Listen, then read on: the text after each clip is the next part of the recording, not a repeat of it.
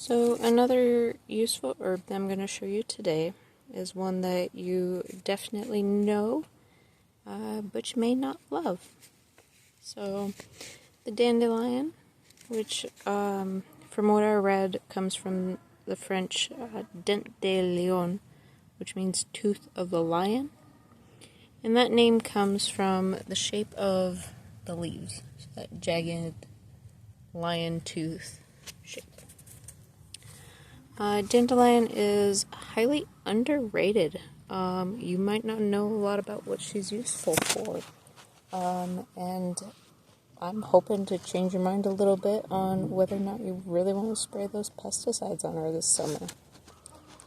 So, dandelion, the root specifically, can be consumed. It can be cooked, you can eat it raw, you can use it as a tea or tincture, and it all works as a very good digestive bitter. This means that it stimulates the secretion of bile and hydrochloric acid in the stomach. Dandelion is also high in iron and something called inulin. So inulin balances blood sugar, it increases the absorption of minerals, and supports the immune system. Dandelion root can also clean the liver. It reduces inflammation in the liver and helps prevent gallstones and kidney stones. It provides relief from hepatitis, cirrhosis, and cleans toxins out of the blood and the liver. So really good for both your liver and your kidneys. The leaves specifically can also be eaten raw. Some folks throw them into like a spring salad. The leaves are strongly diuretic and can reduce swelling in the legs and feet due to that excess water. So it's something called edema. Unlike most diuretics, however, that really deplete the store of potassium in the system, dandelion is high in potassium and it helps replenish it, even though it acts as a diuretic.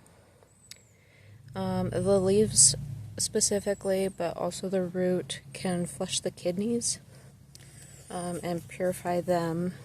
It's recommended that 1 quart of leaf tea in the morning has a really good effect on the kidneys. The leaves, like I said, some folks eat them in salad, and that's because the leaves are really high in vitamin A and C and calcium.